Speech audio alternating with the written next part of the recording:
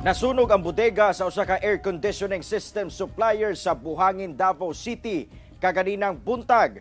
Katapat nga establishmento nadamay. Ani ang report ni Argel Relator.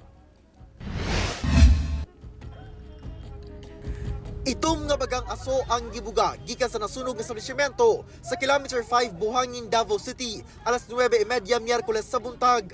Gikan sa fire truck, gilayong gipasiritan og tubig sa mga bumbero ang nasunog nga one-story building.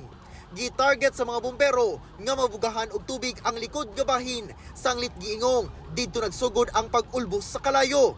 Nasayrang bodega sa usa ka air conditioning system supplier ang nasunog. Gilayong nakagawas ang mga empleyado nga bag-uhay lang matud pa nagsugod unta sa ilang trabaho. Siguro, konto, kurente ito siguro. Pero asa nagsugod ang kalayo? O, sa likod. Sa likod nga bahin. Asa adi sa sulod? Buniga.